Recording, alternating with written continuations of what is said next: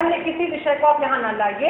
अन्य लोगों के पास भी कोई सवाल है उन्हें पूछने दें। इस रबिश सब्जेक्ट पे मुझे बात नहीं करना, इस पर हम कभी और बात करेंगे। प्लीज प्लीज, मेरे लिए हमेशा रबिश रहेगा कि दूसरे विषयों में से क्यों घसीट करके ले आते हैं। जब इस पर मैं चर्चा करूंगा तब नो, इट्स नॉट, ये लॉजिक का हिस्सा नहीं, डोंट बी लॉजिकल। मैं आज के ऊपर बात करूंगा लेकिन कभी और, अभी मैं धर्म और विश्वास से बात कर रहा हूँ। नहीं प्लीज, मैं इस सवाल को नहीं सुनूंगा। और कोई सवाल पूछो। हाँ, सवाल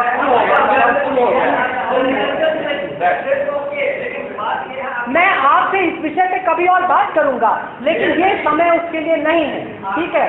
बस मैं इतना कह रहा हूँ। हाँ, तो आपने बहुत अच्छा धर्म के बारे में बताया, हर चीज़ को आपने बिल्कुल अच्छे से जहाँ जहाँ आपको कमांड की।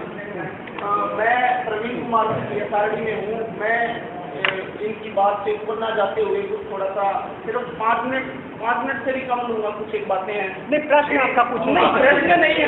मैं 2-4 बातें जो शेयर करना चाह रहा हूँ बस। नहीं, आप प्लीज, क्योंकि लोगों के पास विलम्ब भी है।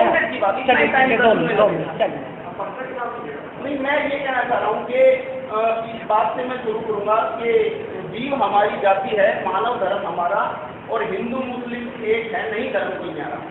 तो मतलब कहने का सार ये है कि हमारे सभी धर्मों में चाहे कोई भी हो, यदि उसके किसी परसेंटेज को बात करें तो उसका थीम एक है। उसका थीम एक है। हम लोगों ने अपने स्वार्थ में, ब्राह्मणों ने, शंकराचार्यों ने, मुल्लाओं ने, या जो मस्जिदों में बैठे हुए हैं या क्रिश्चियंस हैं उनके पुजारियों ने अपने स्वार्थ के लिए उस चीज में इतना मॉडिफिकेशन कर दिया है कि जो उसका मूल स्वरूप है उसके अंदर बिल्कुल चेंज ही हो गया। जैसे इन्होंने बताया कि मुल्ला कभी भी नहीं चाहेगा कि किसी का आप भला करो। वो क्यों नहीं चाहेगा? क्योंकि उसका अपना भला नहीं होता इस चीज के लिए।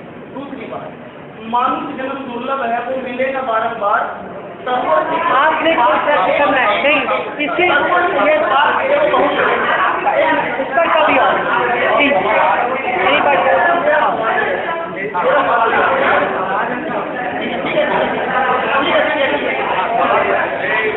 मेरा सवाल, मैं सिर्फ इतना कहना चाह रहा हूँ कि ये जो सभी, अरे भाई साहब आपको मैं कह देता हूँ।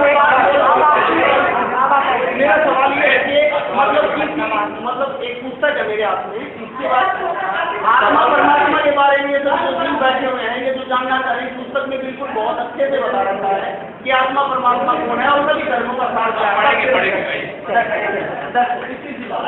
ठीक है। हाँ, बैठ जाइए आप बैठ जाइए।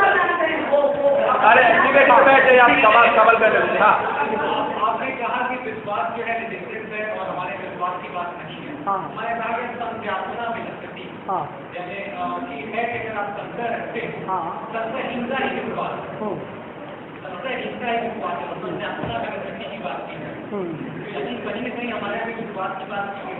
नहीं, अब इससे हम थोड़ा सी बात कर लेते। 2 मिनट बहुत जरूरी है। चलो, अच्छा कि आपने अच्छा प्रश्न पूछ लिया। ये सब भी आपको जानना बहुत जरूरी है। ये थोड़ी देर तक पुस्तक का ऐड हो गया, ये लास्ट में भी हो सकता था, ठीक है? आप लोगों ने पुस्तक पकड़ लिया हो तो मैं आगे बोलूं?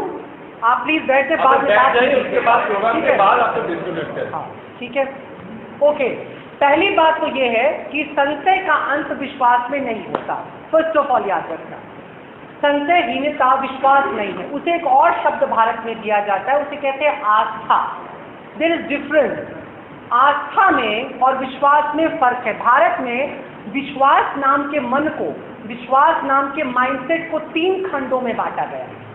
विश्वास, श्रद्धा और आस्था, ठीक है?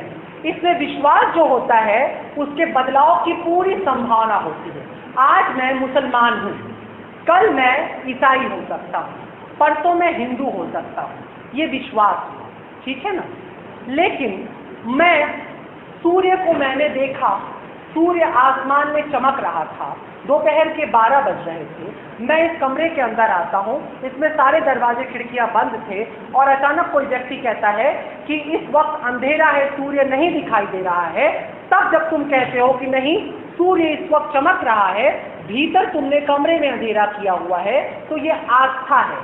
विश्वास प्रमाण नहीं मांगता है, विश्वास प्रोत्साहन मांगता है, फोर्स मांगता है, ठीक है ना?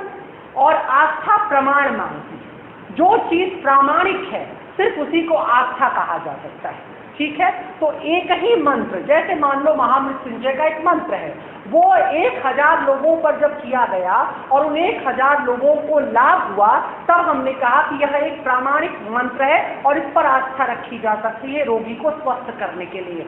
हरे राम हरे कृष्णा जबकि भी लोग स्वस्थ होते हैं, लेकिन वो वैदिक मान्यता में प्रामाणिक मंत्र नहीं है रोगी को स्वस्थ करने के लिए। जो अंडरस्टैंड? तो आस्था और विश्वास में यह फर्क है। विश्वास प्रोत्साहन के बल पे चलता है, समूह विश्वास पैदा कर सकता है। बहुत सारे लोग अभी दौड़ते हुए आए और अचानक कहें कि बम फट गया है गेट पर, तो हम सब सहम जाएंगे, ठीक है ना। लेकिन ये सिर्फ हमारे विश्वास का हिस्सा है, क्योंकि एक भीड़ हमारी तरफ आके कह रही है। वो क्षणिक हम में से एक हिम्मत करे कि चलो चल के देखते हैं, और देखे नहीं वहां तो सब कुछ अच्छा है, तब क्या होगा? तब यहाँ पे बना हुआ विश्वास गेट पे जाकर के टूट जाएगा। और यही होता है तथाकथित अन्य धर्मों के साथ, कि वो जो विश्वास करते हैं वो विश्वास दरअसल उनके स्वभाव का हिस्सा होता ही नहीं है। अब एक साहब ने कहा था अहम ब्रह्मास्मि के सिद्धांत से बात कर रहे हैं। अहम ब्रह्मास्मि का सिद्धांत समझने के लिए बहुत बड़ी बुद्धि चाहिए, वो इन तुच्छ आयामों से नहीं समझा जा सकता है। अगर आप अहम ब्रह्मास्मि पे बात करते हैं तो फिर आप काल पुरुष की अवधारणा पर क्यों नहीं बात करते? आप एक शास्त्र को एक खंड से उठाते हैं, दूसरे खंड से छोड़ देते हैं। फिर आप ला इलाहा इल्लल्लाह पे क्यों नहीं बात करते, जबकि तुझ बिन नहीं कोई मौजूद? फिर ये हंगामा है। खुदा क्या है? जब तुम ही तुम हो सारी दुनिया के अंदर, ला इलाहा इल्लल्लाह, वाहिद है अल्लाह, मैंने अद्वितीय है, कोई दूसरा है ही नहीं। फिर झगड़ा किस चीज का हो रहा है कि ये हिंदू है, मुसलमान, ये काफिर है, ये मोमिन, ये अच्छा कर रहा है, गलत कर रहा है? अगर कुछ भी हो रहा है तो वाहिद अल्लाह खुद करा रहा है। तुमने कैसे ये ठेका ले लिया? मैं अभी बनारस में था और एक मेरे साथ, इनके एक मित्र थे, वो मेरे साथ बैठे हुए थे। एक हॉस्पिटल हम लोग पहुंचे, वहां पर एक हिंदू मर गया होगा हॉस्पिटल का, उसकी लाश जो थी वो रखी गई थी, तो लगे अपना एक फातिया वातिया पढ़ने। तो मैंने पूछा क्या पढ़ रहे थे? मुझे लगा शायद इसकी मग़फ़िरत, इसकी मुक्ति के लिए कुछ पढ़ रहे होंगे। उन्होंने बोला कि मैं तौबा भेज रहा था कि अगर इसने मरने से पहले भी ईमान लाया होता तो इसको भी अल्लाह अपने रख लेता। मैंने कही भगवान, अगर इसी तरह मुर्दा सुनने से दोबारा जीवित होकर एक थप्पड़ मारेगा। ये हालत है, ये माइंडसेट है। उस बच्चे की गलती नहीं है, इसी तरह से माइंडसेट किया गया है, सिखाया गया है। इस स्पेस की मैं बात कर रहा हूँ। तो आस्था अलग चीज होती है, विश्वास अलग चीज होती है। आस्था प्रामाणिक होती है, विश्वास प्रामाणिक नहीं होता है, वह केवल सामायिक होता है, ठीक है। अन्य किसी कुछ पूछना है? अच्छा, इस सवाल से पहले मैं एक छोटा अनाउंसमेंट करना चाहता हूँ कि ये जो प्रोग्राम हो रहा है ये अब जागृत मतदाता मंच की तरफ से हो रहा है, और इसमें जो भी बुक बांटे जा रहा है इसमें तो कुछ भी हमारे ऑर्गेनाइजेशन से नहीं बांटा जा रहा है, और ना ही हम लोगों को पूछ के बांटा जा रहा है।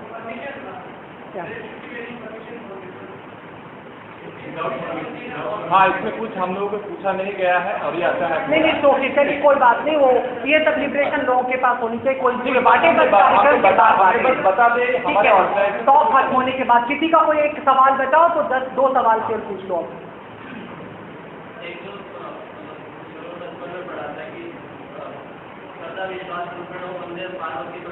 हाँ, तो ये मतलब क्यों कहा है? वहाँ पे श्रद्धा और विश्वास की बात कर रहे हैं, उसी तरह अपने अंदर स्थित हिंदुओं को नहीं देख पाते हैं। ये बात रामचरित मानस में पढ़ा था शुरू में, तो रामचरित मानस के शुरू में तो ऐसा क्यों है? क्या चीज क्या है? सवाल नहीं पूछता है इसमें दिया हुआ है या मुझे पता है, बस सवाल बताओ अपना। ये ऐसा वहाँ पे कह रहे हैं कि पार्वती श्रद्धा के रूप में और भगवान शंकर विश्वास के रूप में है। दरअसल वहाँ पे मामला कुछ कभी कभी जरा सा समझना पड़ता है कि कविता जो होती है, काव्य जो होता है, उसमें थोड़ा सा लिबरेशन चाहता है कई बार, स्वतंत्रता शब्दों के साथ, क्योंकि इसमें तुक मीटर एक बड़ी भारी मजबूरी होती है। तो श्रद्धा आस्था लिखा नहीं जा सकता था, इसलिए श्रद्धा और विश्वास को डिवाइड किया गया है, बस इतनी सी बात है। मगर वहाँ मौलिक रूप जो है वो आस्था, क्योंकि भगवान शंकर को पुराणों में आस्था का स्वरूप माना गया है, ठीक है ना, तो वो आस्था है, प्रामाणिक है। लेकिन काव्य चूंकि एक अपना लिबरेशन देता है, शब्दों के साथ थोड़ा सा खेलता है, ठीक है ना।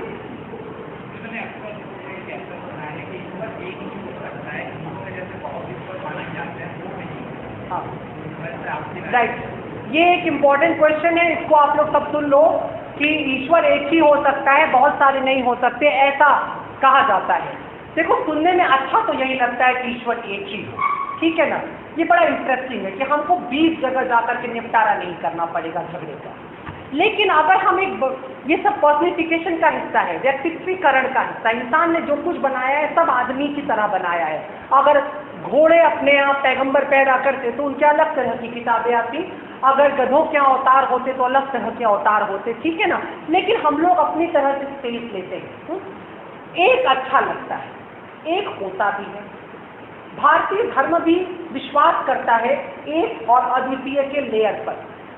एक शब्द है हमारे यहाँ अद्वितीय, अद्वैत। ब्रह्म अद्वितीय, अद्वैत। लेकिन हिरण्यगर्भ या ब्रह्मा एक। तो या तो आप ये मानो कि दूसरे जितने भी रिलीजन दुनिया में है वो असली भगवान को नहीं जानते थे, मगर सेकंड वाली फोर्स को जानते हैं। जैसे हिंदुस्तान में राष्ट्रपति सबसे महत्वपूर्ण होना चाहिए, लेकिन होता है प्रधानमंत्री, ठीक है ना। कुछ ऐसा ही मामला है। सर्वोच्च न्यायालय, सुप्रीम कोर्ट एक कोर्ट है, लेकिन आप हर मामला लेके सुप्रीम कोर्ट तो नहीं जाते।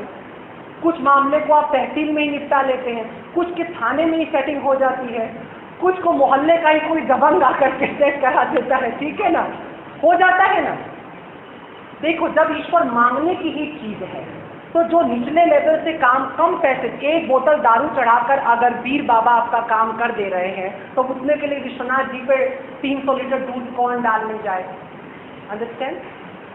डिमांड और सप्लाई के लिए जब तक आप देवता खोजते हैं तब तक ये बहुत जरूरी है कि बहुदेववाद बना रहे, ठीक है। लेकिन जब आप बात करते हैं आस्था की, जब आप बात करते हैं मुक्ति की, जब आप बात करते हैं तर्क की कि क्या एक ईश्वर होना चाहिए कि नहीं, तो मेरी ये मान्यता है कि अगर ईश्वर होगा तो या तो अनेक होगा और या फिर एक भी नहीं होगा, क्योंकि एक तो हो ही नहीं सकता। एक पूरी तरह से अतार्किक है। ये केवल वही बोल सकता है जिसको आध्यात्म के औषधि समझना हो। एक ईश्वर के हो, देखो एक यूनिट है, राइट, और अगर एक यूनिट है तो उसके बगल में दो का होना अनिवार्य हो जाता है। अगर इस आकाश में एक सूर्य है तो अनेक सूर्यों की संभावना निकल आती है। सालों तक लोग जानते थे कि एक ही सूरज है, एक ही चांद, ऐसा ही लिखा है बाइबल में, ऐसा ही लिखा है कुरान में कि और एक सूरज है और एक चांद है। लेकिन आज आपको पता है खरबों खरब सूरज है, खरबों खरब चांद है। अब तो किताब में अल्लाह ने झूठ बोल दिया, गड़बड़ हो गई, ईश्वर ने झूठ बोल दिया। नहीं, अगर इल्हाम भी हो रहा है तो उस युग में अगर अल्लाह कहलवा देता कि कह दो कि करोड़ों सूर्य हैं, तो सब पीछे पड़ जाते कि अब दिखाओ करोड़ों सूर्य को। तो बेटर है कि एक ही बता करके छुट्टी कर दी जाए, समय आने पर खुलेगा। ऐसा हम अपनी आस्था को बल देने के लिए बोल सकते हैं। लेकिन फैक्ट ये है ब्रह्मांड का, इस आकाश का, इस विज्ञान का, कि यदि एक है तो अनेक स्वतः संभावित होगा। अगर एक है तो अनेक होंगे ही होंगे, उसे रोका नहीं जा सकता। इसलिए या तो अनेक है और या फिर कोई नहीं। इसलिए एक शब्द है वेदांत में, वो कहता है सर्वम खल्विदम ब्रह्मम। एक ब्रह्म नहीं, वह ब्रह्म जो हर एक जगह अपने को विस्तृत कर रहा है, जो अपना विस्तार करता चला जा रहा है, अद्वितीय, जिसके जैसा कोई दूसरा नहीं है या उसके अतिरिक्त कोई और नहीं, ठीक है ना। तो ऐसे परमात्मा के बारे में तो आप विश्वास कर सकते हैं कि उसके अतिरिक्त कोई नहीं है। तो जब उसके अतिरिक्त कोई नहीं तो याद रखना, तुम या मैं भी उसके अतिरिक्त नहीं है। और जैसे ही तुम ये बोलते हो तब तुम ईसाई नहीं रह जाते हो, तब तुम मुसलमान नहीं रह जाते हो, तब तुम यहूदी नहीं रह जाते हो, क्योंकि एक मुसलमान ये नहीं कह सकता कि जो मैं हूं वही खुदा है, ये शिर्क हो जाए, ठीक है। लेकिन एक हिंदू के पास इस स्पेस है, वो कह सकता है कि जो मैं हूं वही परमात्मा है, परमात्मा और मैं एक ही है। इसलिए उस अद्वितीयता को केवल और केवल और ये सनातन धर्म से गौरव किया गया दूसरी धर्मों के अंदर। लेकिन ये समझ, ये गणित लोगों को नहीं समझ में आई कि शून्य की भी एक सत्ता हो सकती है। इस वजह चूंकि शून्य का कॉन्सेप्ट नहीं था पश्चिम में, इसलिए शून्य की सत्ता को नहीं समझा, ठीक है ना। तो एक ईश्वर का कॉन्सेप्ट अपने आप में गलत कॉन्सेप्ट है, अतार्किक है और केवल विश्वास के आधार पर खड़ा है। चाहे वो हिंदुओं में भी बहुत लोग कहते हैं कि एक ही कृष्ण है जिसके अंतर्गत सभी आ जाते हैं, ये गलत है। ये हिंदू धर्म का इस्लामीकरण या ईसाईकरण हो रहा है। अंडरस्टैंड? एक ईश्वर की जहां भी भावना आएगी तो याद रखना कि वो गैर भारतीय अवधारणा है। भारत में 2000 सालों में बहुत कुछ गैर भारतीय हो रहा है। इसलिए हम भी ये धोखा खा चुके हैं कि सनातन धर्म के अंतर्गत एक ईश्वर का, अभी बहुत लोग बोलते हुए सुनाई देंगे आपको, साधु महात्मा दार्शनिक कि हमारे यहाँ भी एक ईश्वर को माना, एक ईश्वर को नहीं माना गया। एक ईश्वरवाद का हमने खंडन किया है। द्वैत हमारे यहाँ आया जिसके अंदर साकार ब्रह्म की रचना होती है, एक ईश्वरवाद आता है, लेकिन हमने उसका खंडन किया और अंततोगत को हमने अद्वैत को स्थापित किया है। ठीक है, एंड चलिए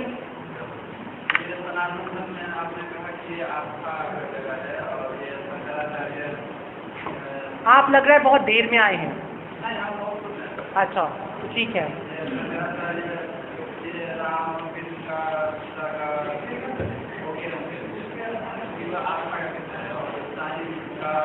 क्योंकि साईं की जो जिस आधार पे साईं की पूजा की, राम और कृष्ण प्रामाणिक है, साईं प्रामाणिक नहीं है, इसलिए उन्हें आस्था नहीं कहा जा सकता।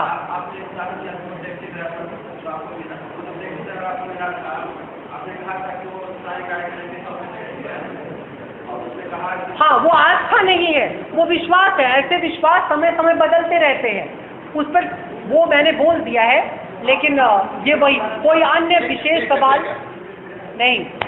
चलिए